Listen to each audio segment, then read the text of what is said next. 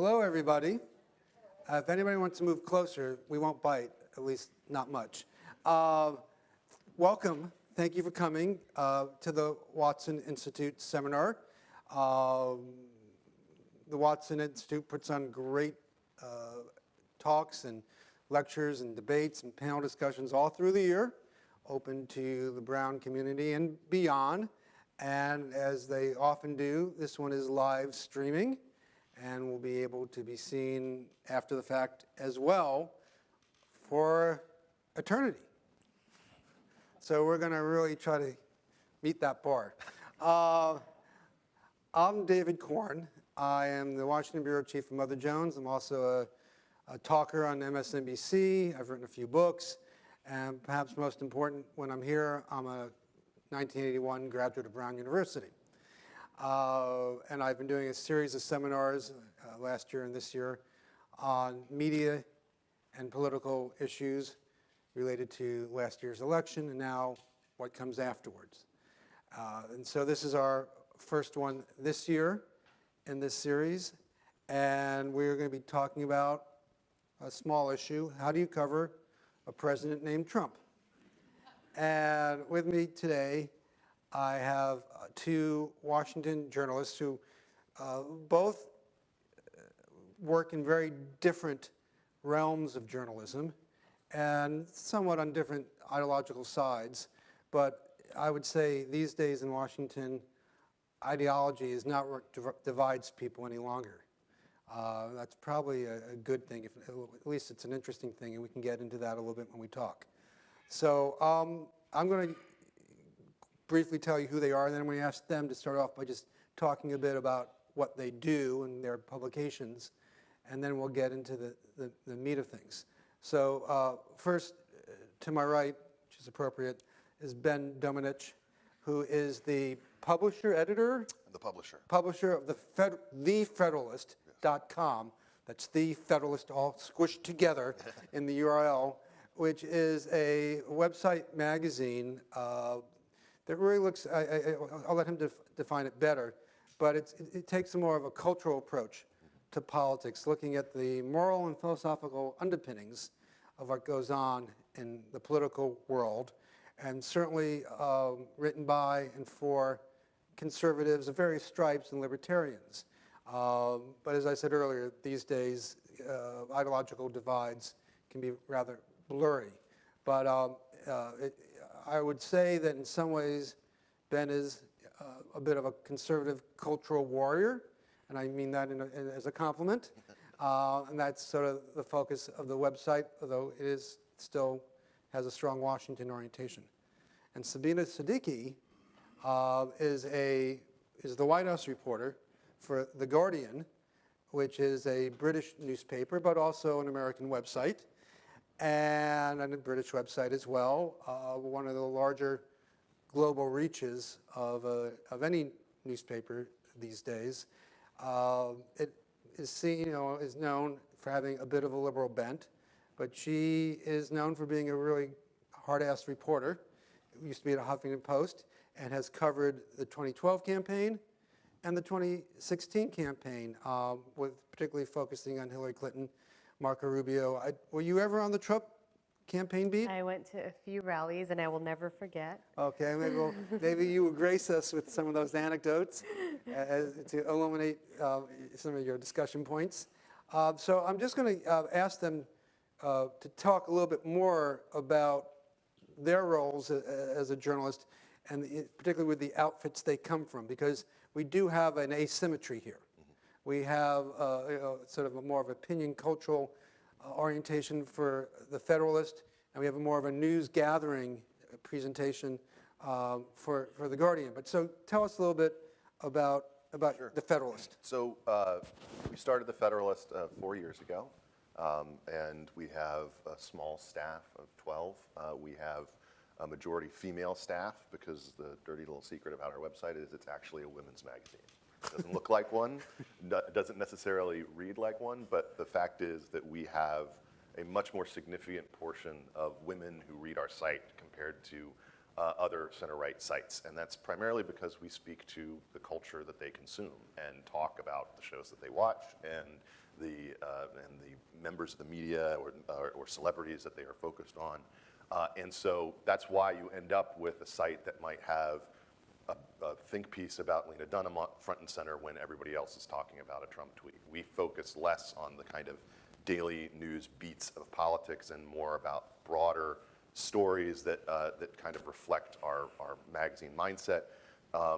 The reason that I wanted to start it and that I worked for a couple of years to get it off the ground was that I believed that the sort of institutions of right of center magazines that we saw that run the gamut from National Review and the Weekly Standard to Reason and Commentary and others, that they really were not speaking to the culture in a significant way, and that as the culture was becoming more of an area where these political battles were playing out, that we needed to have a voice that would speak to those. National Review was started to battle communists. The Weekly Standard was started to push a lot of different neoconservative ideas into the Republican coalition, and so we wanted to collect people who were of various contrarian but interesting bents within the right-of-center conversation, and then also reach out beyond that conversation to publish liberal voices where they had sort of different perspectives and different beliefs about the way that policy needed to change against kind of the elite consensus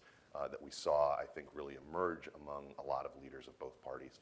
So that's basically the approach that we've used. It's funny because the way that I think about these things is that the cultural is political now in a way that it is much more significant and powerful than I think I've seen at any point, certainly in my lifetime. But I think you basically have to go back to the 1970s to find something that was sort of as similar as it is today, where everything is political and every comment that an actor or a musician or an athlete makes is the fodder for this kind of very toxic and tribal discussion that I think we have in the country. And we try to speak to that in an intelligent way that gives a perspective that may be traditionalist, it may be libertarian, what have you. And we try to really cross the lines, particularly with our podcast, which we use to invite a lot of members of more mainstream media sources, New York Times columnists and the like, who come on and have a discussion and a debate and a conversation about where we're going as a country. Now, I'm not going to ask you to go over the history of The Guardian. But, The Guardian is seen, and it comes out of a British tradition, where newspapers had more of an outright political affiliation, at least in somewhat of an ideological affiliation, than we have here in America, and do so proudly. And it's not considered anything that gets in the way of there being good reporting and objective reporting. But talk about where where you see The Guardian, or how The Guardian sees its mission these days, particularly when it comes to what you do in terms of covering Donald Trump in the White House. Thank you for the introduction as well, David.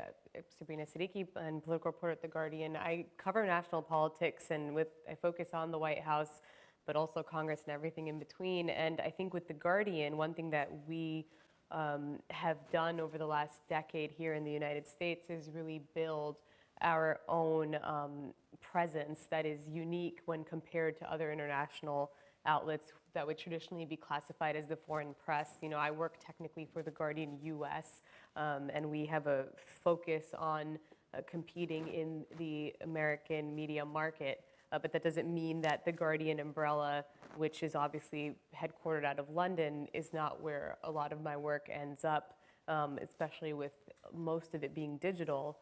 You can find the work that we do here out of the US across all of the international platforms. And then given the fixation with what's happening in Washington, the paper, which is circulated all over the world, is carrying stories out of our bureau in DC every single day. I think that for us, we see our mission as staying committed to hard news journalism, but trying to elevate issues that we feel are not being substantially covered. And people talk about an ideological bent. Obviously, we have an opinion section. You have both liberal and conservative columns on any given day. I do think that the work of the political team does its best to stay as straight as we can keep it. But again, we're in this environment where, as Ben just said, everything is political. So if we focus on issues like criminal justice, the environment and climate, immigration and race relations, and these are just some of the areas we've put a lot of our resources in. That's deemed liberal because of the way that these issues are talked about politically, and it means that therefore we have reporters at Standing Rock when people may not, and we have people who are keeping a tally of police brutality, and only the Washington Post was doing the same project coinciding to ours. In terms of what I see as my calling, to an extent, yes, I am breaking down national politics and the Trump administration for a broader audience. I came from the Huffington Post, where I was there for almost 3 years.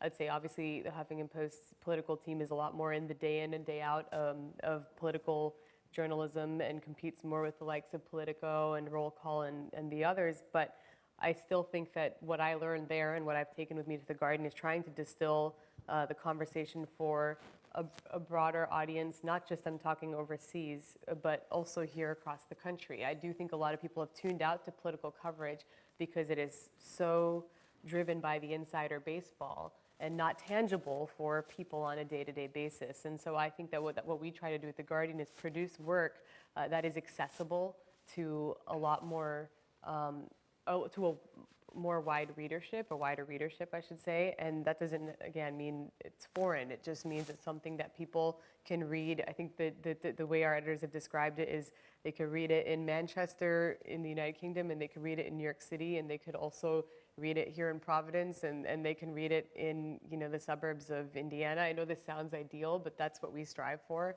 and I think that's what we work hard to do.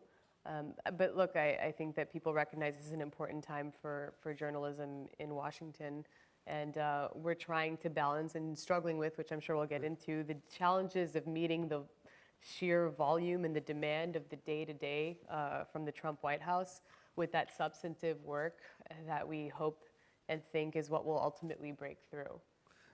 Now, I'm sure many of you are familiar with the term fake news. It seems to be one of the president's favorite terms, often meaning, I don't like this. But there's something deeper, I think, going on here, too. I think there's a creeping element of authoritarianism if a president is trying to discredit the media at large and lumping everything together. He no longer takes issues with particulars, not that he ever really did of any given story. He just does what he's best at doing, branding. He brands things he doesn't like with a negative brand. And so, again, you're a newspaper, you're a cultural magazine, you're on the right, you're from an organization that has a more liberal tradition. I'm wondering here, to what degree do each of you see Trump's war on the media as an important matter, as a problem, and also how it may or may not affect you and how you engage with it? Let me start with you, Ben. Well, more broadly speaking, I think that what he has tapped into there is the same thing that he's tapped into in so many different respects, which is the degradation of America's institutions.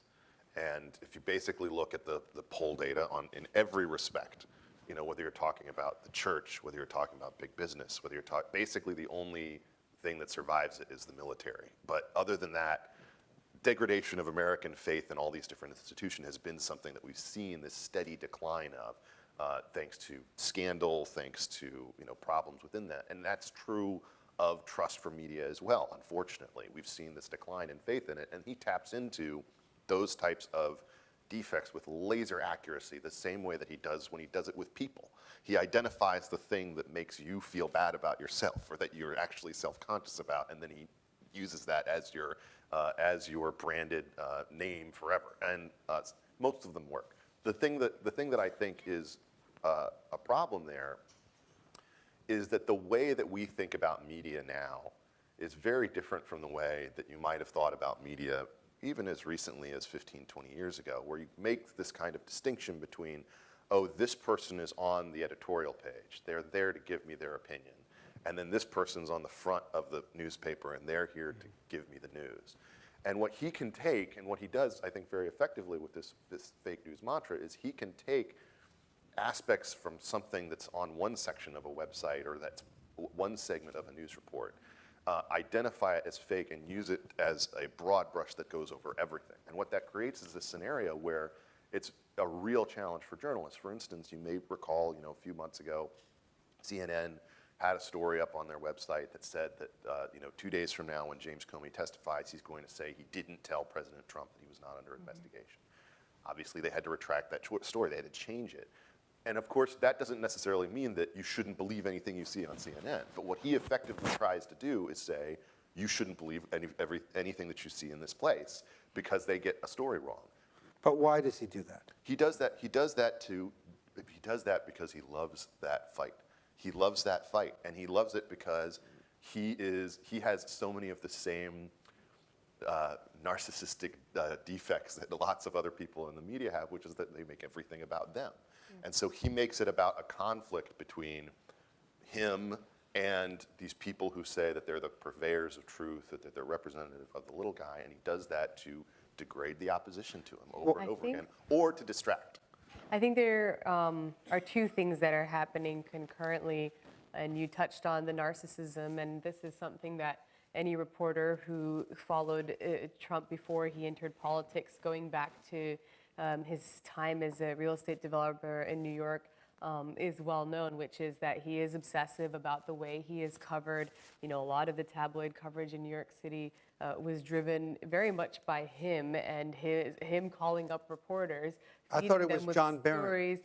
Posing as his own spokesman, which is something that I can't say I would be hard pressed to find another president who has done so. But then there's what I think you pointed to, which is this slightly creeping authoritarianism where, look, the whole concept of alternative facts, which Kellyanne Conway so infamously said, another Trump surrogate who said on CNN that facts no longer matter, they don't exist, and this constant effort to portray anything that this White House doesn't like as fake news is certainly a way to control the narrative. And I think there are, of course, there's a baseline of his supporters who buy into that notion that the entire institution of the media is biased against him. I think, as Ben noted, unfortunately, what that also does is create this bar, not even the bar, the margin for error that is so narrow that the one or two times that outlets do get it wrong, it has very catastrophic effects that you would not have previously seen because you have a White House that will gladly pick that fight and suddenly try to discredit all of the other fact-based journalism that that organization has done and continues to do. I think that the trouble is that the polling certainly is mirroring this notion that people don't trust the media. I think as it is a more and more crowded space and people can access the information that they want that fits their point of view, that creates this dangerous precedent of people cherry-picking what's news and what isn't, and what's true and what isn't, and they're able to orbit in their own reality that could, in many ways, be separated from the truth. But it's hard not to see that this is not just something that riles up his supporters, but it's something that this White House is doing to distract from the very real journalism that is getting at what is actually happening behind the scenes and on issues that they don't want to talk about, whether it's Russia or whether it's where he's failed to enact his agenda on Capitol Hill. Can I ask a question quickly, just not to seize control here, but this siloing thing, I keep hearing about this siloing thing, okay? And obviously, it's commonly sort of related as like, people silo themselves within their Facebook streams. They curate their streams. They only look at these things. But the problem I think I have with that is just the levels of difference in terms of media consumption. Like Fox News does 2.5 to 3 million on a good night, okay?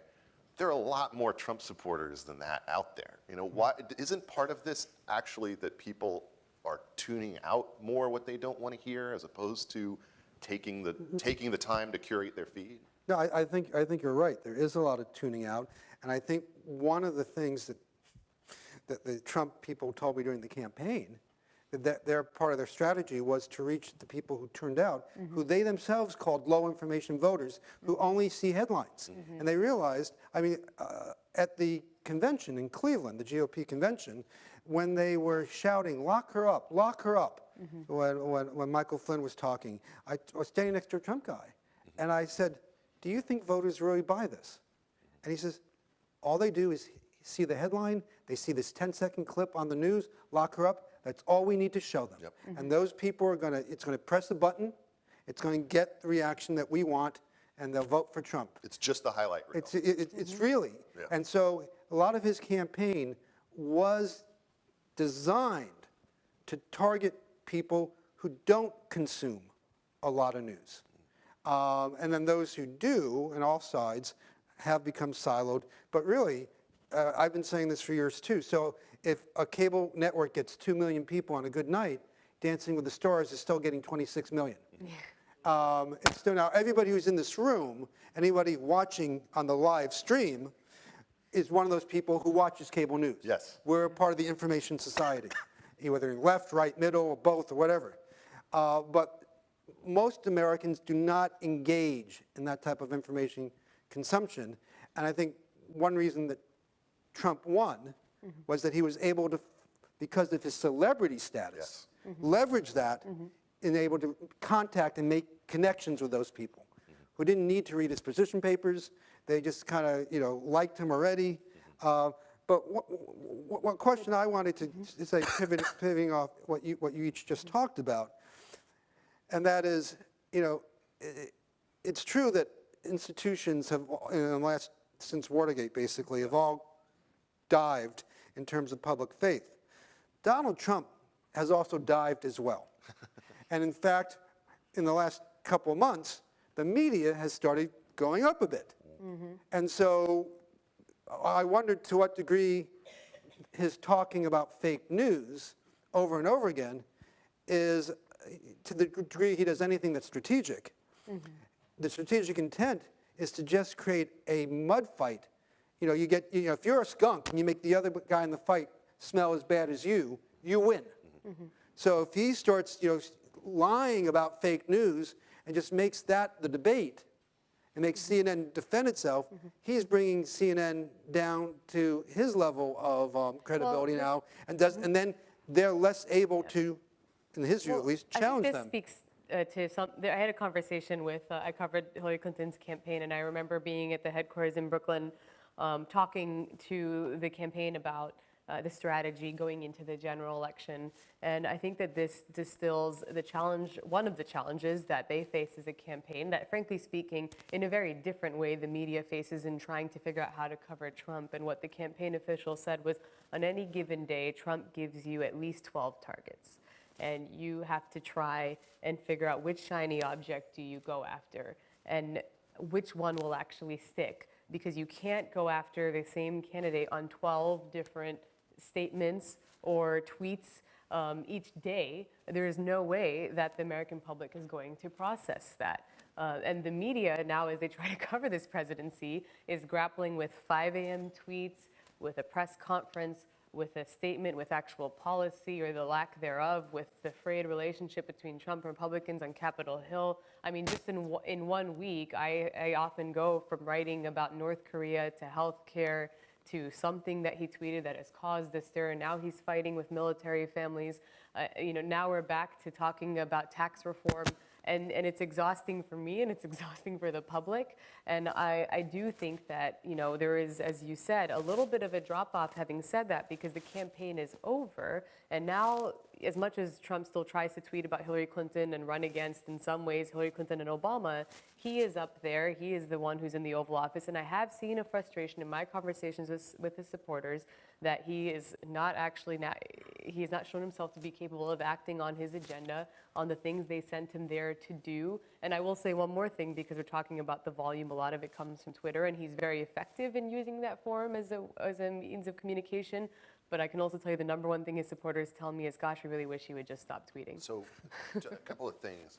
The Obama administration, their word for this concept was stray voltage. I don't know if you remember that, but it was the description that they gave about why he started talking about Big Bird after the one debate loss in 2012, the one stumble that he sort of had.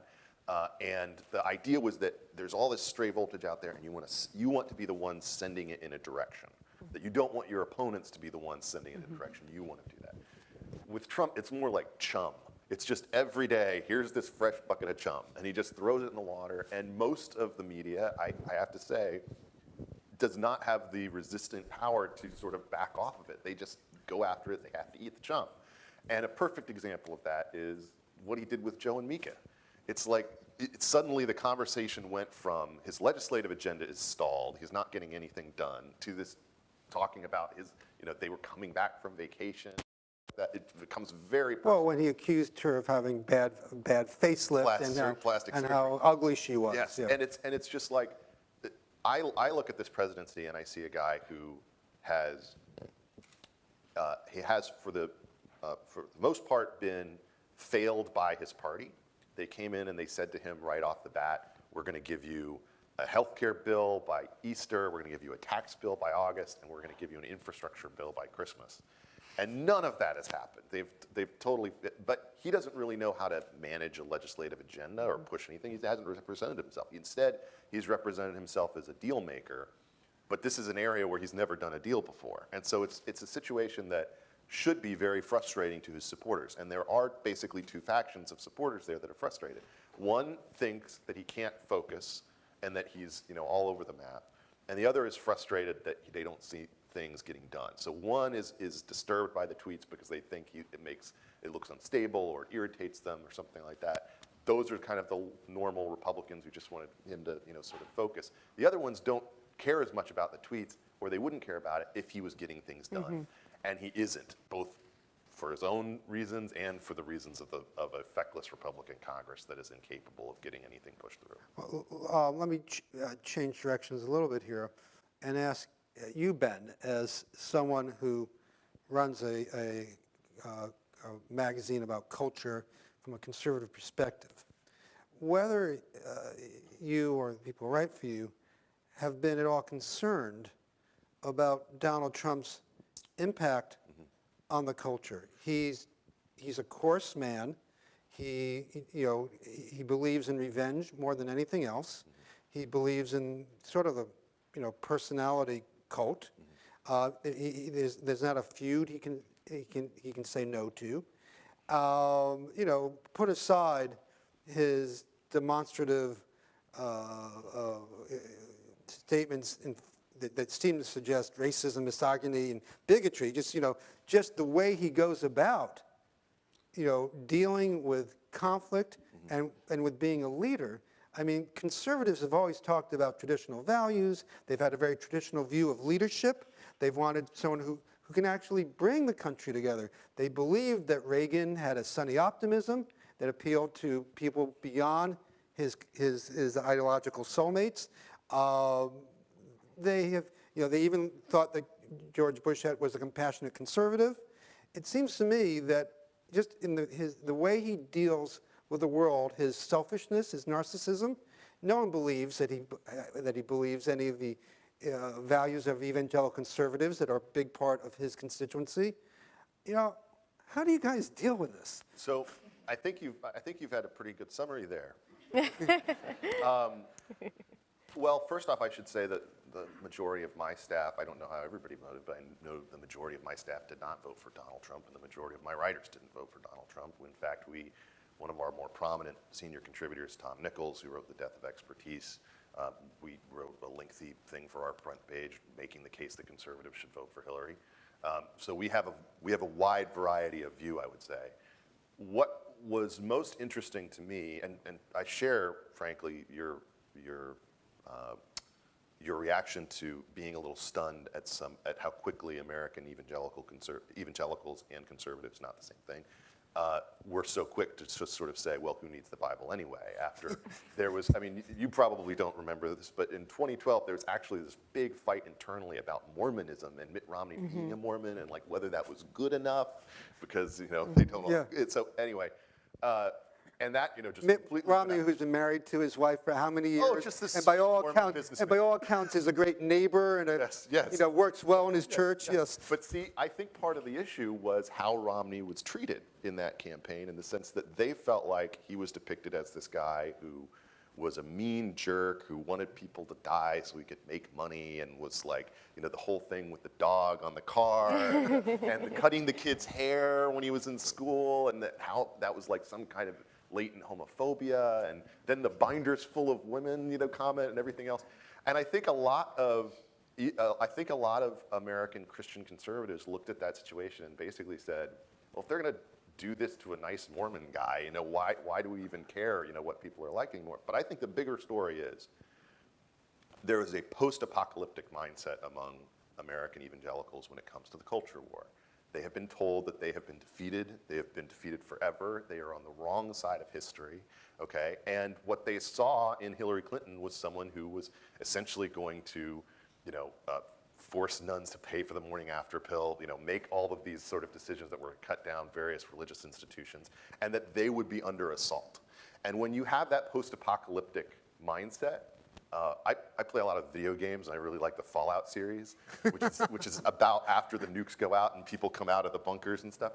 When you have that mindset, suddenly you're willing to look to a guy who is everything you hate if he just says, I'm going to be a raider for you. I'm going to be a bully for you. I'm going to make sure that you're protected, and I'm going to beat up on these other people who you're afraid of, okay?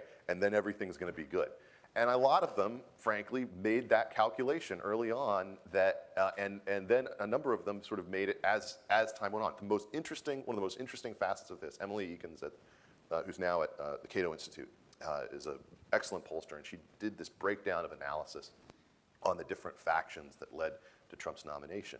And one of the most interesting things to emerge from her studies, and it's been looked at by a couple other people as well, is the breakdown when you ask people whether they actually go to church or not. Mm-hmm. Because the people who actually went to church were not for Trump. The people who went to church who, particularly early on, were for Cruz or for Rubio or for any number of other people. But the people who described themselves as evangelical or Christian in this like tribal affiliation, but didn't bother to actually go on Sunday, those people were totally for Trump, because it was it was a substitute for tribal loyalism as opposed to an actual indication of their values. I think that, is this on? I was told to talk. Yeah. Can you guys hear me okay? Okay, great. Having covered 2012, and you brought up Seamus Romney, the infamous dog on the roof, and some of the attacks that I covered Mitt Romney's campaign in 2012, I recall so vividly. And then to compare that, I covered Marco Rubio actually during the Republican primary, so it was an 11-month campaign, and I saw firsthand what this election was about compared to what the previous one was about. And this election at its core was not actually about policy. And when you look back at 2012, there were frivolous fights, and there was the day-to-day attacks that you expect from any election year, but it was still by and large a debate over Republican orthodoxy and what Mitt Romney was presenting versus, the Obama administration, President Obama's first term, as being used as a referendum, and had there been enough economic progress. And I think that's why there's this very interesting juxtaposition of, all of the scrutiny over Mitt Romney's tax returns, this whole, campaign, even in the primaries, his Republican opponents branding him as this out-of-touch technocrat, at a time when people were still struggling and they were looking for someone to turn the economy around. And he actually did release quite a lot of his. He didn't release all of his tax returns, but he eventually released a fair amount. Donald Trump to this day hasn't released tax returns, and people still don't seem to really care. I think that when you look at this election, people say it was driven by economic populism, but really it was very much about nationalism at its core. And that's why you saw, when you look at the Ted Cruzes and the Marco Rubios who tried to mimic what Trump was doing, the Republican primary voters rejected it outright. You had two distinctions again. You had the reasonable, the kind of middle of the road Republicans who were saying, we don't want to see you go down this dark path. That's not the future of our party as we see it. And then you had the Trump loyalists saying, well, you're a phony. You're just saying this because Trump said it, and hey, he said it better. It kind of brings you back to this image of Ted Cruz standing in front of the donations Trump made to Planned Parenthood, thinking that voters were going to care, but they weren't actually voting on the on a pro-life versus pro-choice platform. They were voting in response to 8 years of culture wars, where I think, as Ben actually aptly pointed out, they felt like they were on the losing side. Now, I also think it's impossible to ignore the elephant in the room, which is that we were also looking at 8 years of the first black president of the United States, and the way in which Trump used that, elevated that, and on so many different levels. And in some ways, I think, I've covered Republicans in Congress. I think that many of them acknowledge it now because they've seen where some of the kind of conspiratorial area where they dabbled in when it comes to Obama kind of came back. I don't know the eloquent way to put this. Backfired is an understatement, but gave them elements of Trump and what he was able to successfully do. I do, and I think what you're describing, both of you to a certain extent, is that Trump really exploited the politics of resentment. I think there were different resentments. I think there were overlapping resentments. I think one was definitely racial, and there was a backlash to the first African-American president. One was about immigration, and I think there was a racial component to that, maybe entirely. There was economic resentment about how the elites are not paying attention to us. Wall Street got away with what it got away with, and trade deals are hurting us. And of course, what you mentioned about evangelicals feeling that they believe they've been, cut out of the popular culture as far as they see it, although I would argue with them, you're still free to think what you want to see and go to your church each day, and there's really no one knocking at your door telling you not to do or think what you want to do and think. But I wanted to ask you about, turning back to the media a little bit, and that is, this is the first White House you've covered, but you've been covering a lot of politics. It seems to me to be beyond debate that this White House, in terms of how it interacts with the media and the public, has really set records in terms of relying on false statements. That's a polite way of putting it. The New York Times, a couple months ago, put out a list of Donald Trump's 215 or so lies to date. The Washington Post has been keeping a list of false statements he's made as president, over 1,000 or so. And it really began on the very first day when you had the stupid fight over the size of the inaugural crowd. You had Donald Trump going to the CIA and saying, I've been on the cover of Time magazine more than anybody else. Wrong, that was Hitler. In fact, he wasn't, I think, even in the top 10. But nevertheless, he says things over and over and over again that are contradicted, that are wrong. And then if you point that out, he calls it fake news. So I wondered, being in the middle of that brawl, how that affects you, and if it's, if you think, how do you cover that? We're not used to covering public officials who are and branding them as liars. Right. I did cover some of the Obama administration too. So I have that reference point, and of course I'm with colleagues who have covered administrations going back several decades, and I think that every White House stretches the truth, of course. Yep. Every administration engages in spin, and they want to create a narrative, and depending on the issue, you can go in and you can find misleading statements, you can find outright lies. But yes, on a day-to-day basis, I think it's also to tell so many lies of such little consequence that are often, rooted in something that the president has said out of his vanity. So you have that category of lies. But then you also have very real substantive lies being told about healthcare, about tax reform, and about what might be in certain proposals. It doesn't mean, again, that previous administrations were always forthcoming or truthful about what was in theirs. But it makes it very complex because you've seen a lot of these networks adapt these chyrons where they say, Trump says this this statement, insert statement here, and in parentheses, it's not true. Yes. Or, actually it's this. And you have media, print organizations and digital organizations who are doing the same with their headlines, or leading very strongly with this idea that, this story that we're covering is being told in a way that is misleading. It as an understatement, that is an outright lie. The problem is, I think, still that readers can easily be put off by that, or they could easily think that you're being driven by an agenda. and then they don't know if they actually trust you, which is sort of this paradox that we're all trying to navigate. But it means you have to be a lot more diligent in fact checking. I don't necessarily buy into this notion that some reporters have woken up to investigative reporting and fact checking, and they did so on January 20th. I don't know why that would have been the case, but I do think that it makes it really difficult to break through, and I think it also makes it difficult to decide how to cover stories. Are you going to go with fact checking and the analysis and the explainer of how accurate is this, or are you going to go with something that again is a little bit more accessible for people and less focused on the politics of the lie? I don't think that anyone has really figured out the right answer, actually. I mean, an interesting case study was just this past week when, in the midst of all the fuss, which was totally unnecessary, about his conversation With the widow, he said, I've spoken to the family of every soldier who has died since I've become president. Well, the answer is, no, you haven't. And it even caught the White House people off guard, and they had to run about to try to figure out. And I'll turn it over to Ben for a second, but in a second, I just want to say, I think that the biggest obstacle in all of this is figuring out what matters and trying to decide, okay, are we going to spend our whole week going through, the accuracy of this feud between Trump and military leaders? Then, John Kelly, the chief of staff, went up there. He gave a very, if you're being charitable and think that he didn't intend to, misleading statement about the congresswoman he attacked in a speech he referenced a couple years ago.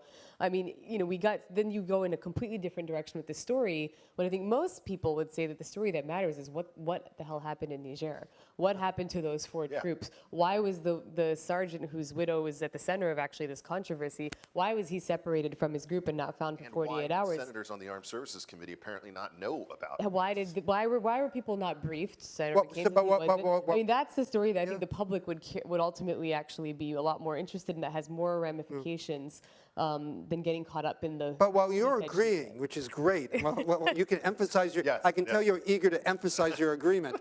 I do also want to say that perhaps the most important thing about being president, the most important thing, is being trusted. Because one day he may come out and say, I have to go to war for this reason, I had to do this for that reason, and you have to be able to believe that there's some semblance of truth to that. And so if he's willing to lie about talking to the family members of fallen soldiers, it just shows you that he's willing to lie about anything.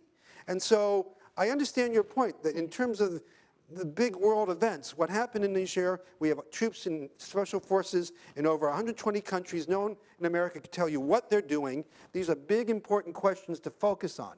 But, given that this guy has the power to literally destroy the world, or as he would say, literally and seriously, seeing his inability to convey reality to us, either he's lying or he's delusional, both are highly problematic for a person in this position. I would actually disagree with what you just said, because I think Bill Clinton was a good president and was not trusted by a lot of Americans when it came to his personal behavior. Well, no, he was trusted to do the job of economic policy in those matters, but you're right, he wasn't trusted personally, and the public kind of decided, we don't care about that. So yeah, but what I'm saying, Trump, I think that's what Trump's supporters have kind of decided too, to a certain degree. So just going back to what you were saying about the differences in campaigns, you could assess Mitt Romney's policy, and I remember seeing the arguments back and forth, like what would this policy do? What would this policy not do? That was the framework for that conversation.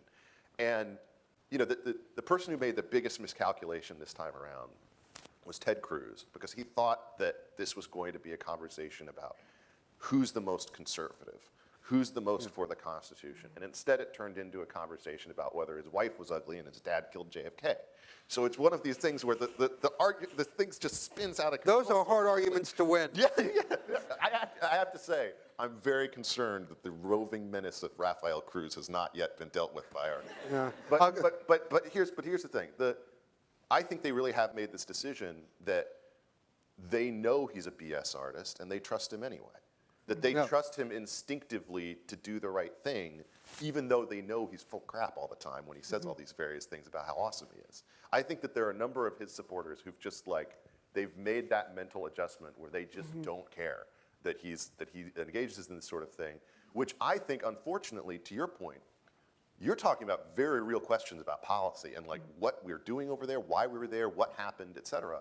I think that is an important story, but I think it gets tuned out because we're just focused on the president is tweeting out BS again. And I certainly don't mean to imply that we just accept as the new normal that this president is going to, on a day-to-day basis, be out there telling lies, and that his White House will be doing the same from the White House podium. Look, but if we're talking about one day he's going to go out there and he's going to be giving his rationale for going to war, the Iraq War, we already know the premise of going into Iraq turned out to be a lie. Now, you would hope that reporters, and that was not a White House that was out there manufacturing a narrative every single day of the ultimately 8 years that President Bush was in office. So I would hope that actually the media would learn from the mistakes at the time when we are actually faced with that very real dilemma of here's what President Trump is saying about potential war with North Korea, which could very well be where we're heading, not to freak people out too much. But I think that there are a lot of people who have just accepted this in the public, and that is very concerning. But I still think that their opinions will not necessarily be shaped by the rationale that Trump gives, if tomorrow he is leading us into a war and not telling the truth about it. And his own supporters actually, they voted for him because they're very war wary and because he presented himself as this great critic for the Iraq War, even though he did the whole for it before he was against it charade. So I actually think that public opinion on the issues is still going to drive how people respond, and I hope that the media too will be guided by some of the lessons learned from the past and be able to break through when it comes to really facing those very real challenges that you pointed to. Let me just say, I should have said this at the start. In about 10 minutes or so, we're going to take questions from you people. And I'm sure there'll be questions, but if no one has a question, I'm going to start calling on people, which means everybody needs to have a question prepared. So everybody think of a good question for our very smart guest. Ben, you don't cover this stuff the way Sabrina does on a day-to-day basis. It's not the job of your magazine. But part of political fights for the last 20, 30, 40 years has been arguments about the media. And, it's been a pretty much an article of faith on the right that the media is liberal and that media helps, create this cultural problem or resentment that you see right of center. So I'd like to just ask you to look at how the media has covered Trump, either during the campaign or since the campaign, and tell us if you think they're doing a good job in a difficult situation, if they should be doing something different, if you think they're being unfair to him. Whose side are you on in the question of fake news? So I think that the real bias of the media is, from my perspective, a cultural bias toward people who have particular shared values, and that it's less of it's not a partisan bias. It's more of you're more likely to come from particular backgrounds if you work in media, and this is borne out by all sorts of statistics. I thought one of the most interesting statements after the election was from Dean Paquette at the New York Times, who said, we need more religious people in our newsroom. We don't have enough religious people here. We're missing this aspect of kind of American life. And I think that that's something that is good. It's a good development. It's honest, and it's something that I think is actually leading to the media being better in a lot of different respects. I would segment it out, with no offense given to the people who I know who work in TV. I think television's doing a bad job of covering this administration. I think it's driving people to pay attention to shiny small objects that don't really matter as opposed to things that are significant. I think the print side is actually doing a lot better. I think it's doing better than I would have anticipated. I think it's covering things much more even-handedly.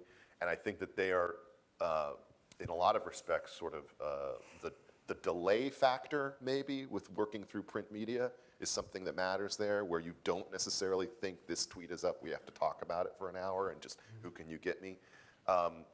But I do think that one of the developments that that is good about this is, as someone who comes from the conservative libertarian side of the persuasion, I am very concerned by the fact that I believe we're led by idiots, and that we've been led by idiots for a long time, and that these idiots are everywhere, not just in government, but in representation, that they do not have one party or creed, that they are all over the place, and that they make bad and stupid decisions. And I think the fact is that it's a good thing to not trust your politicians. It's a good thing to not have faith in them, to be skeptical of them, and to question them constantly. And I wish, frankly, that there had been more questioning of politicians. I mean, I was an intern in the White House under George W. Bush in his speechwriting office, and worked with many of the men who wrote those remarks that made the case for war in Iraq. Okay, I disagreed strongly with them at the time. I left the party in 2006 publicly over Iraq. I think it was a mistake, and I wish that there had been a lot more people in those rooms questioning them at the time, and not just trusting that everybody knew what they were doing. And so when I think about this in the larger sense, I like what we're seeing in terms of print developments and investigative journalism. I think TV still has kind of that hair on fire that they've had for the last year plus. About every latest thing. Have you seen the latest thing? Oh my gosh. And I don't know whether that's going to change. Maybe it will when we get to that phase where people start doing deeper investigative pieces or something like that. You know, for instance, I'd like to see more of that as it relates to things like the Puerto Rico sort of recovery and things along those lines.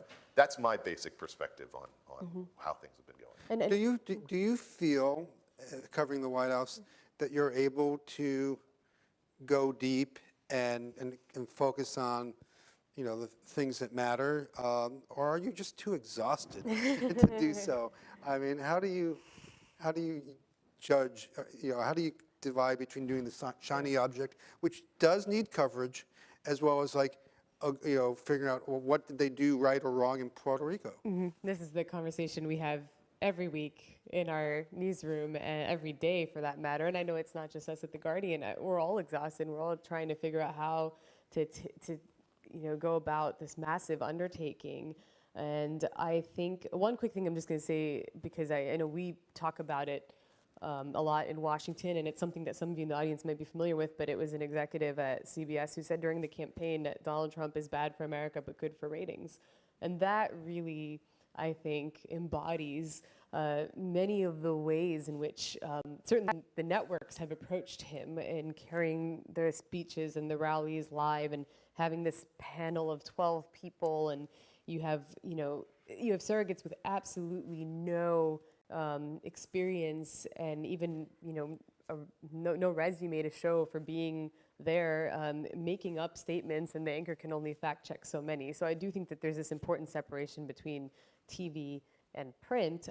When it comes to people, someone like myself, I don't think that the people who cover the White House on a day-to-day basis are given the time to really get into these substantive questions and issues, because there's so much palace intrigue in a way that there hasn't been with this White House. And I think this obsession with who's in, who's out, who's up, who's down, while they tell us important stories about the dysfunction, and they tell us a lot of important details about the president's temperament, they still then have a tendency to overlook what his administration is actually doing. I mean, these are agencies and departments that have a great deal of authority, where cabinet officials can make a lot of changes or implement a lot of policy changes on their own. And I do think that you have a lot of that covered in print because there's the space. There's also the space on television. They have 24 hours, 7 days a week now. They just don't think that it's sexy to talk about policy. And we run into this issue, you and I, when we do these panels all the time. So I think it's hard. I mean, it leads people to say, why are you even covering this feud with the NFL? And I think it's not why are we covering it, it's how are we covering it. The real issue here is protests by black athletes that actually were originally intended to draw attention to criminal justice and police brutality. And that is not what we have been talking about while we've been covering Trump picking a fight with athletes who take a knee. I was given a week to do a much deeper story on the long tradition of athletes and civil rights. And that's because I was actually given time to do it. Otherwise, I probably would have just moved on to the next feud, which is now with military families. Again, I think it takes a lot more pushback in newsrooms nowadays to be able to report on those more substantive issues. I still don't think it's being done enough, but I agree with the distinction between print and TV. That I do think that the digital space, the print space, is doing a lot more right than it is wrong.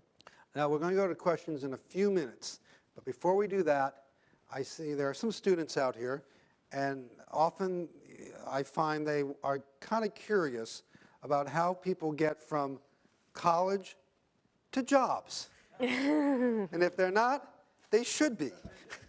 So briefly, I'm just going to ask both of our guests to just talk about how they ended up where they are and how they got from college to these wonderful careers they each have.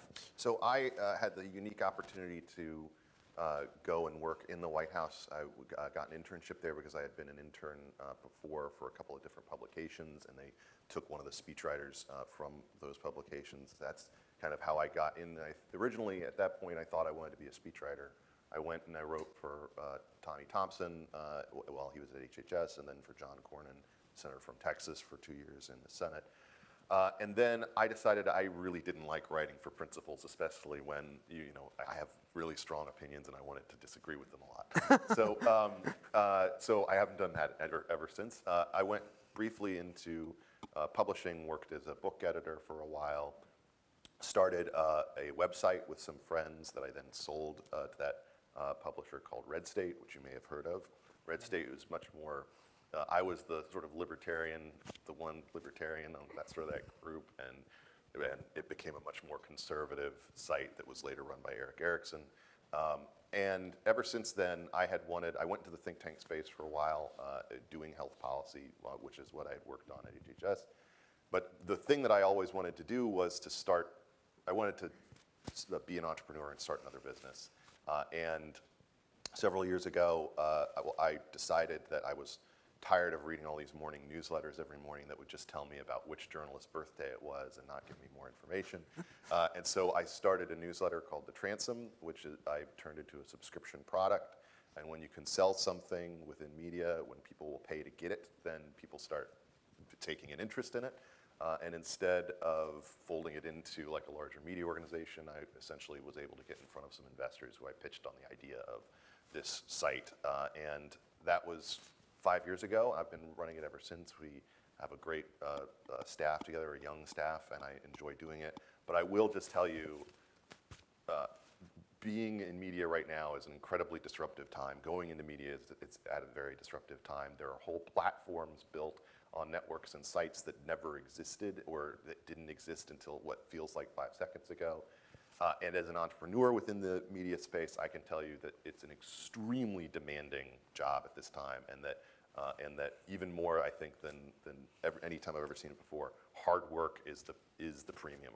People who have the ability to focus and work hard they're my unicorns. I seek them out. I will just say, not to neg all the guys in the room, but I have hired a number of millennials, and it is true that the women are all harder workers than the men. I'm not sure why that is, but I think that I'm just, if I could drill one thing into you, whatever you're going to do, if it's in the media space, if it's in the writing space, just work your tail off, because that is what will be the premium going forward for employers. And how long has The Guardian been around? Well over 100 years. Originally the Manchester Guardian, but I don't want to bore everyone with the history, otherwise we would have done that at the top. Look, I am someone who has come up in a little bit more of this digital journalism environment, but even despite the fact that I graduated from college in 2008, there's been so many ways in which I'm of a different era, because I went to Northwestern School of Journalism at a time when you still majored in either newspaper, magazine, or broadcast. And that's How quaint. This was so quaint, and then it was around when I graduated actually and left that then they, I think they made it digital versus non, so digital versus broadcast. And I had to really hustle myself, but I think one thing that I often tell people who are looking for a job, especially the younger generation, and if it's in media, is you guys have so many tools at your disposal that even I didn't, and I had many that people before me didn't, in terms of unlimited access to, methods where you can be out there writing, blogging, using social media. There's really no excuse for not doing anything just because you don't have a job. For me, I had to approach all these traditional outlets and pitch a freelance story. Maybe they would take it, maybe they wouldn't. I'm not saying that you don't still do that. Obviously, a lot of people commission independent freelance work, but you can become part of the conversation on your own through, whether it's through writing or whether it's through, a lot of these social media tools that are digital or, video. People have their own YouTube shows that they host. They have their own, niche blogs that they create, and that's how they get noticed, and they put in a lot of hard work to do so. And so sometimes you don't even need a journalism degree, although I strongly believe that those are beneficial. I also still believe writing is key. It might not seem to be the case with the direction of journalism and content becoming, shorter and really top line. But if you're not a good writer, I don't think you're going to get very far. There are people who do, and there are anomalies and there are exceptions to the rule, but I still think you really, really need to hone your writing skills. I had to, I will say, because I was telling the story, the way that I got noticed by the Huffington Post was I was working for Bloomberg News on their White House desk, but as a stringer, so I would pick up part-time work for them in, this was President Obama's travel pool, so the reporters that go with him from point A to point B, make sure he doesn't fall off the stage, look out for the unexpected happening. And he showed up to an Irish pub in DC on St. Patrick's Day, and he showed up at 1 p.m. and people have been drinking since 10 a.m. So it was quite a scene. And as with any president, but everything that they say and do and the way that they interact with average people is always a fascinating story for everyone. They just love to consume that day-to-day retail politics style of reporting. And I didn't write for Bloomberg because I was in a junior role really feeding stuff to reporters. So I live tweeted the whole event with as much color as I could. Because that's something that I was able to do at the time as a 24-year-old. And now you can do even more than that if you're in that same age group today. So it goes back to, I can't say enough, there's no excuse for not doing nothing because you guys are blessed with so many more tools than we had, and you should use them, and they will get noticed. And if I can just bolster that point, a perfect example of this, I consume a lot of podcasts. The #1 sports podcast that's out there, Pardon My Take, was started less than 16 months ago, and those two guys just got a show on ESPN. Mm-hmm. That's the kind of speed you can see quality lead to being rewarded and having a bigger platform. Yeah. Clips can be your own clips now. I mean, that's what we're trying to say. Is I used to have to give people, potential players, clips that were published freelance work. But if you've got this incredible blog to show for yourself, or you started your own podcast or some other show that you've created, or a social media profile where you're someone that people follow, you're an influencer, I mean, that actually does go a long way. So let's turn to some questions. Are there, there's one mic, so he'll bring on, and I'm going to, if there are students who have questions, we're going to be a little biased towards them, but you can reach anybody who raises their hand. I was once a student. Well, we're all still learning. Yeah. Thank you for your very depressing presentation. Glad to help. And, I was struck by how you're all troubled by the shiny objects and chasing the shiny objects. And I suspect that when you're talking among yourselves and your companies, it's like the Republicans who will talk about Trump but not publicly, and that you'll be talking about we're not doing it right.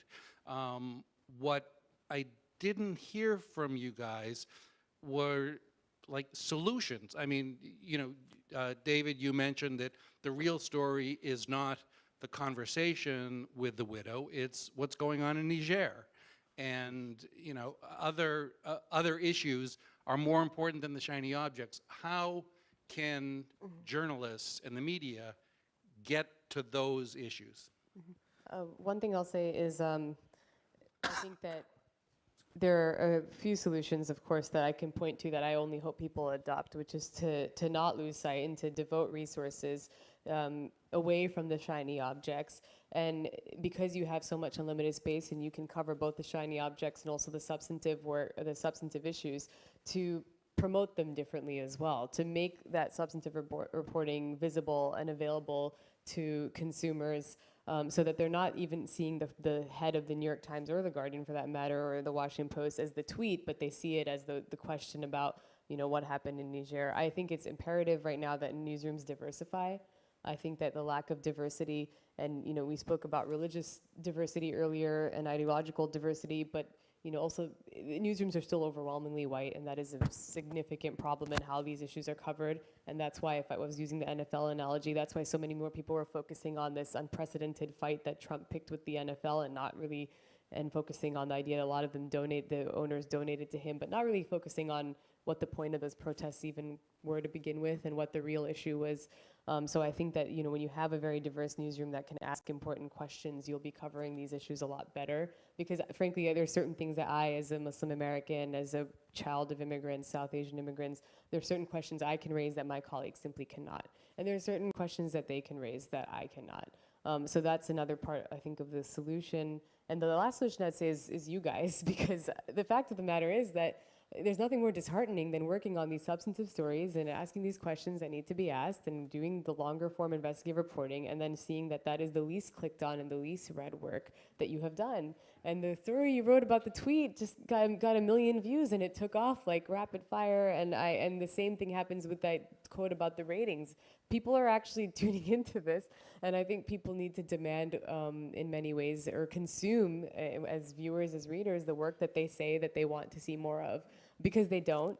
And I think that also would be helpful. You know, the industry is really doing, is facing difficult times financially, and so donating and being supporters of the places that you believe are doing that good and important work is imperative too, because a lot of the work that we've done on those really substantive issues that I mentioned at the top comes from donations. Otherwise, a lot of these newspapers, including ours, we don't have the money to do a lot of the work that we think is so important to be doing. And I would emphasize the last point about consumption, because we live in an age now where everything is measured. It used to be that newspapers, magazines, this is before websites existed, used to feel compelled, and even network news shows to a certain degree, to have a certain balance of material. You know, the fun, poppy stuff, the serious foreign policy coverage, what's happening politically. And actually, we didn't realize it at the time, but a great advantage was it was hard to tell who was reading what, particularly in a newspaper. And so an advertiser couldn't really tell how many people clicked on the ad for the local department store, or for the, you know, car sales. You know, if you're writing for the New Republic, The Nation, which I worked for, or National Review, you couldn't tell which, you know, what stories people were paying more attention to. You just kind of figure, okay, we're going to have a balance. We're going to have a good menu, and we're going to have, you know, sort of, we wanted a certain pride in presenting stuff that we knew was not as popular as other things. You know, everyone knows that, you know, when it came to the New York Post or the New York Daily News, that people read the sports pages probably 10 times more than anything else. But that doesn't mean they stopped doing the other stuff. They thought you needed a full, balanced program. The problem now is people can say they're only clicking on the sports. Yeah. So why do we have a bureau in Niger? Why are we covering that if no one pays attention? Years ago, I wrote a story. I've always been concerned with the Rwanda genocide. And every 5, 10 years, it's getting longer now, on the anniversary, I've often written about it. And as you said, nothing more disheartening to do something like that and see no one clicked on it, and a stupid video we put up, a squirrel with a GoPro, got 1 million hits, literally. I mean, and so the forces these days, you know, financially, but also just because you want to be read, pull you towards the things that people respond to. And you know, and it used to be, we say that TV was driven by ratings, and it became more and more driven by ratings. You know, when it was owned by families, the Pauly family liked CBS documentaries. They were just a prestige. You did it for the prestige. You know, did an hour on Vietnam in the middle of prime time when you could make more money. They knew they were losing money. They didn't care. But now we're all driven by ratings, or at least we all can see them. And that's what makes it really, really hard to turn away from what everybody else is talking about. And I will then also finish by saying, support the media you like, not just by reading it, by donating. If they take donations, Mother Jones is a nonprofit. The Guardian has memberships. I don't know what you're a for-profit organization. We're for-profit. But then you go and you but you support them by clicking on the ads and buying the gear, whatever they sell. But I mean, really, Very nice T-shirts. yeah, nice T-shirts. I'm not kidding. But that's as important too. And if people don't do that, I mean, it's still a demand-driven economy we live in. If we can't motivate people to donate to us, and we also, get enough traffic to get advertising revenue. If you can't bring in readers, if you can't bring in members, if no one, clicks on your ads, then, we have a hard time surviving.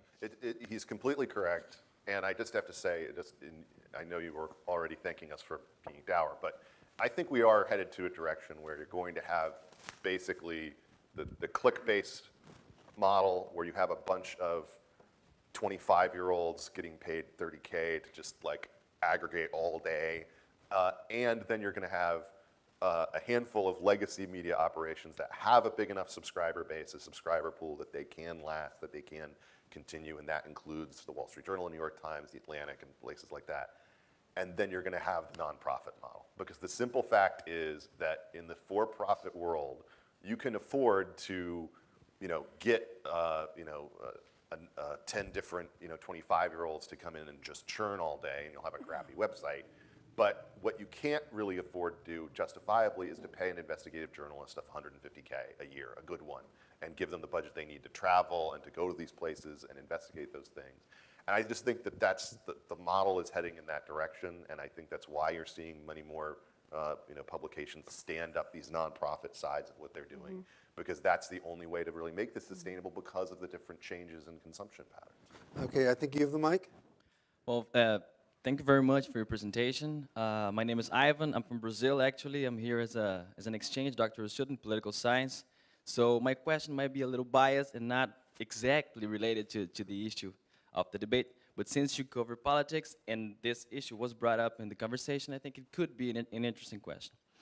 Well, first of all, I found it really interesting what Benjamin said about how a post-apocalyptic mindset within a conservative branch of evangelicals favored a certain type of rationalization that worked towards a guy like Trump. There was an article written by Nancy Fraser earlier this year that talked about the failure of what she called progressive neoliberalism. And according to her, that was one of the reasons why a guy like Trump got elected in the end.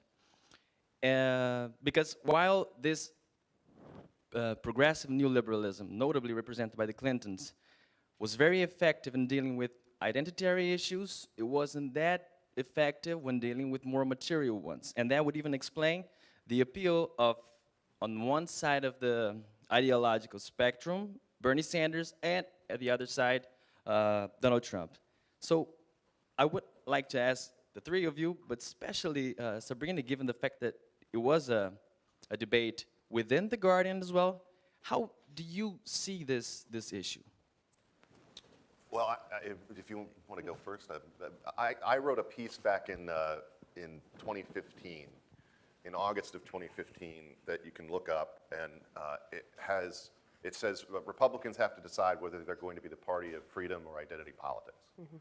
And I think that what you did see is a failure largely of the elite consensus on a number of these things, where the Clinton view and the kind of Paul Ryan view were very much closer than they were far apart.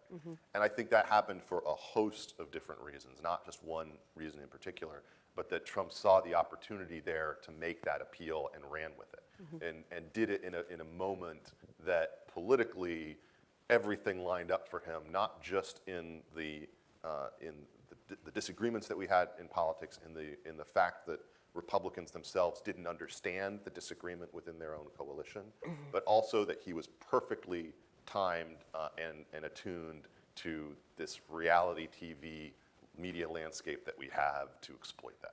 I think that people often talk about Bernie Sanders in the same sentence that they talk about Donald Trump, and I know it's because it comes from this idea of a certain brand of populism.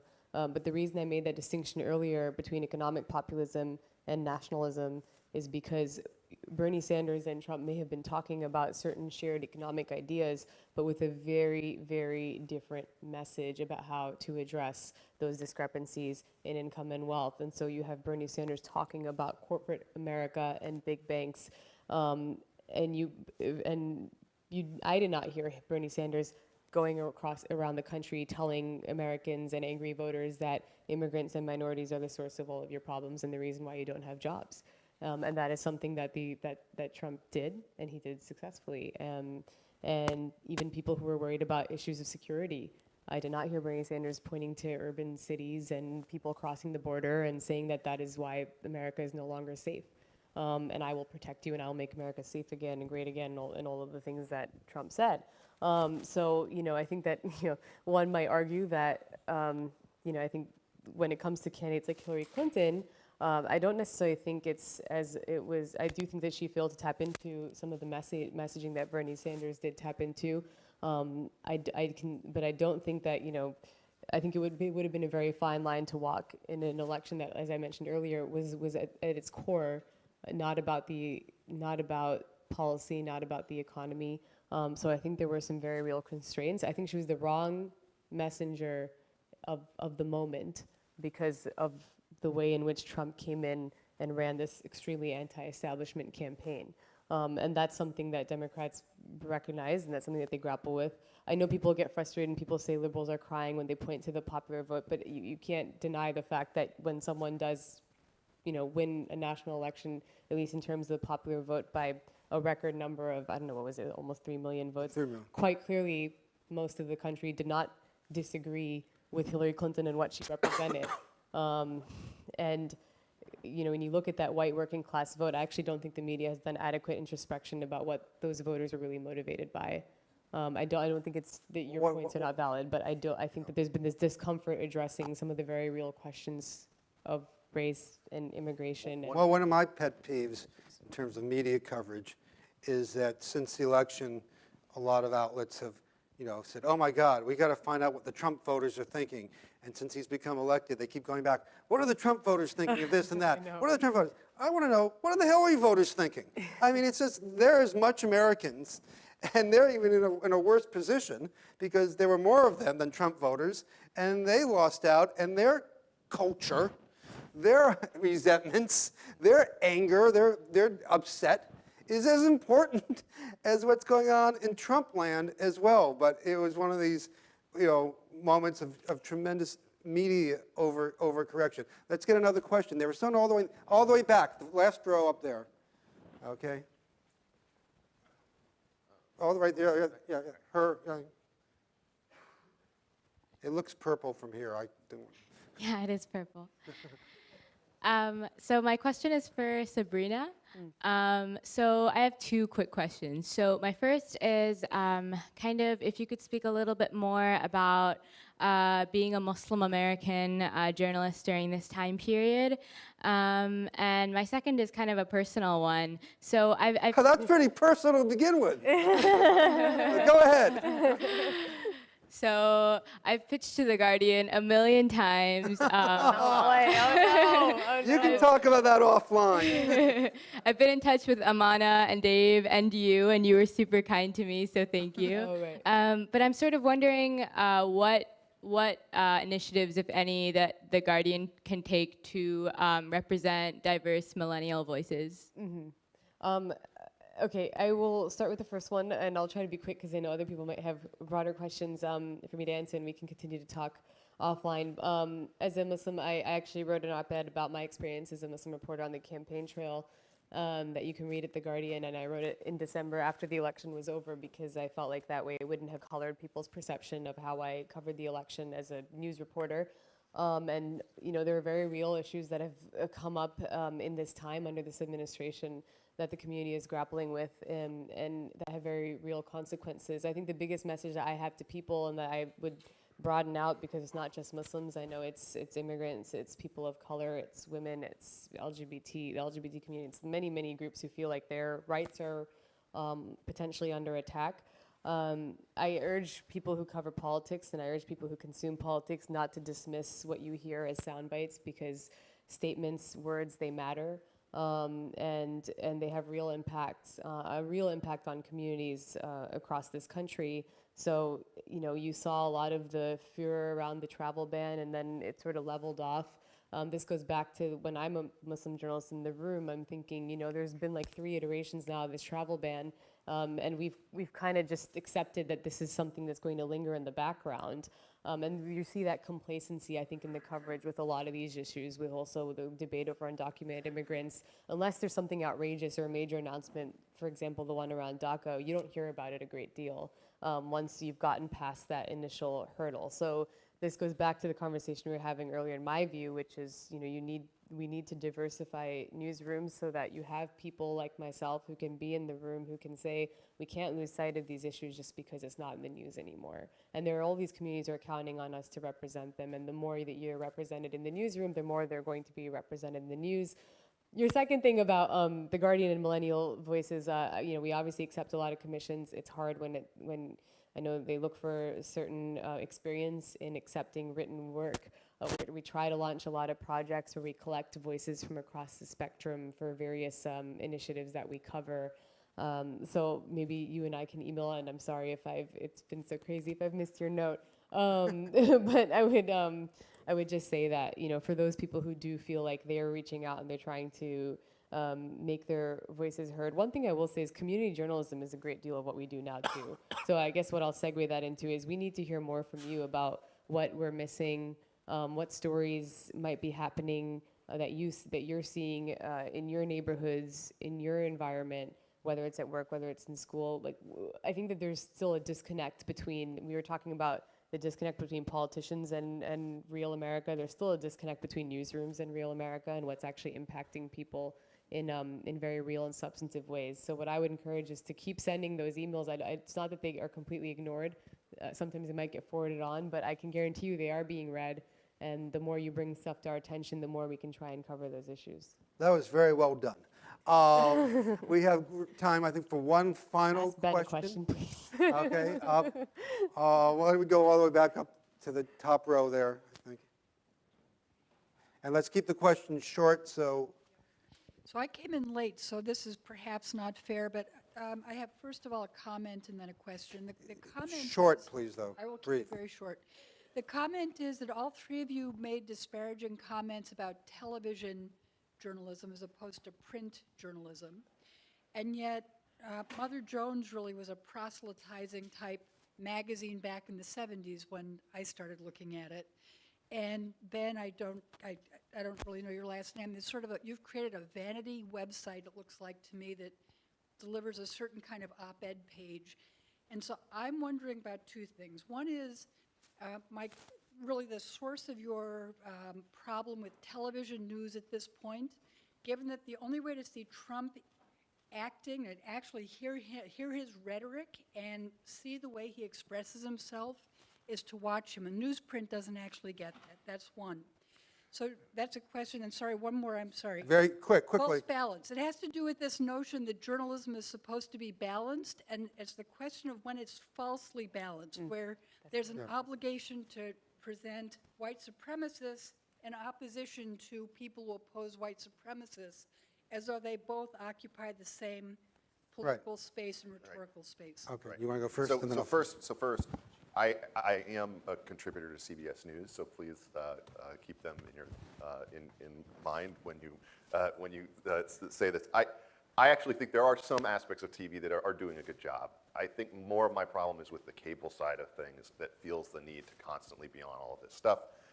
On the false balance sort of thing, I would actually argue we have had a false balance problem for a long time when it came to where the debate was between different factions, including, I would say, we had a number of people who are, respected contributors who are on a lot of different cable news programs who actually weren't representative of what was actually going on within the right, and to a large degree within the left as well. It wasn't accurately framing what this debate looked like, and so you ended up where, you know, you have kind of a discussion between someone who is basically, you know, a former Bush administration person whose candidate was Jeb Bush or Marco Rubio, was basically the person who was always on as the Republican.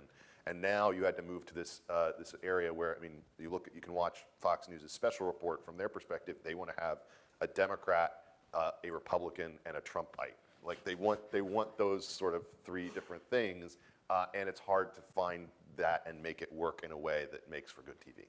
And I don't think anybody up here was talking about preserving objectivity as the be-all and end-all. For years, I've always said objectivity isn't the important thing. Accuracy is the important thing. And, you know, if you talked about earlier, I've often believed that sometimes it's accurate to call a president or a corporate president or a columnist a liar, if you can show that that's actually the case and prove that. And for too long, I think the media was overly sensitive to the notion of balance, that, you know, that every side had two stories. Every side does not have two stories. And I think the Trump months so far, the Trump months have guided, you know, some conventional media outlets, you know, in the direction of realizing that, you know, false equivalencies are false. And you just, you know, you can't just say, on one hand, we have Richard Spencer, you know, famous white nationalist. Tell us what you think.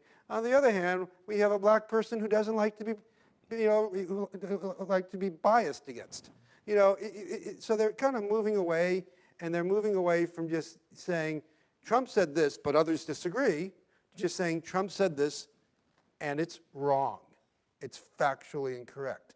So I think there are a lot. I think there's been a lot of shifting going on.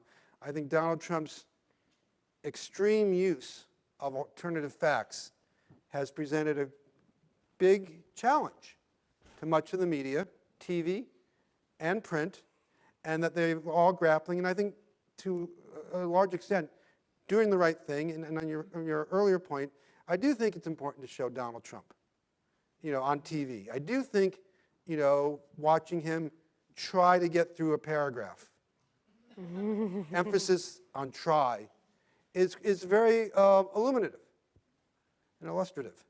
And that you can only get that visceral quality on TV.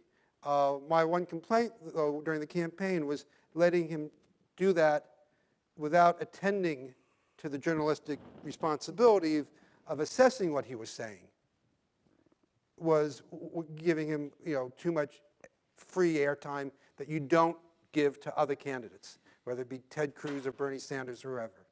And that was imbalanced and out of whack, and he used to great purpose.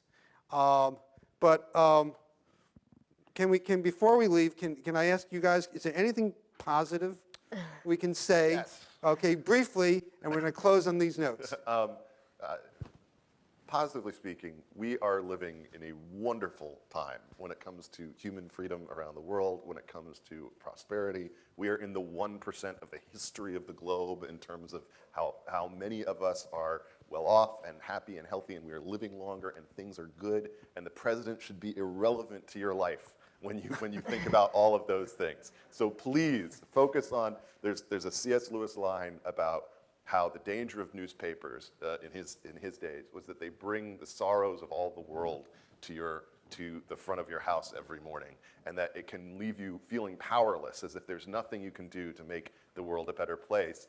And instead, I think that the lesson that he took and that I think we should take is know your neighbors, know your friends, know your family, focus on real life, where for most people right now, life is actually pretty good. Focus on that and don't make that guy irrelevant as much as possible to the way that your day goes. I would say that if there is a positive, it's that there are a lot of people across the country, good people who feel emboldened by this moment. I think people who have a great deal of shared values that have come or risen to the surface in the aftermath of November 8th, who want to do something about it. And this is stepping back as a reporter in this moment because I'm talking to you guys, and I think that there's a lot of consensus over what this country should be, what it should represent, and it's not a partisan statement because there's an overwhelming number of Republicans who say that they don't believe that what's reflected in the White House is the ideals of this country, and I think that tells you a lot about the character of the majority of the public, that they see this as a clarifying moment, whether they work in politics, whether they work in the media, and a lot of people are doing a great deal of introspection as a result of the last, not just this past year, but the 2 years leading up to it. So I think that, is my way of echoing what Ben just said, which is this is a good moment to get to know your neighbors and to think a lot more clearly about what you didn't know and you could have maybe known that would have prompted you to think a different way about some of the issues that we were discussing today, as well as that we continue to discuss on any given day. And I'll just say that I do think the institutions are still strong in their own way. I mean, people have very little faith in Congress and in the White House, but we're still sitting here. And the media, I think, is working really hard to hold people in power accountable. And I think that you still have some smart people who are close enough to the decision-making process who have prevented us from, already engaging in World War III. I mean, there are a lot of civil servants, and I know them. I know them at the State Department. I know them at the Pentagon. And there are a lot of civil servants who are working on a day-to-day basis who don't think that the answer is to run away because they don't agree with the direction of the administration. They believe that it is all the more reason they should stay there and that they should keep the government intact. And maybe we don't write enough about them. That's another thing that we could think about. But we don't have reason to lose all hope just yet. Yeah, I often have a hard time doing optimism, and I will say that one thing that might be quasi-optimistic is that I think the crisis at hand has, as Sabrina said, forced a lot of Americans to deal with some fundamental issues about what the country is, what we should be, what our values are. And I believe that those conversations are quite important, and even more important to have than even to reach agreement. And I do believe that if we make it through the next 4 years or 8 years, that we will come out stronger. But we have to get to that point. So let me thank you all for coming. Let me thank you all for watching the live stream. And thank you to our guests, Sabrina and Ben. You've been great. Thanks a lot. I enjoyed it.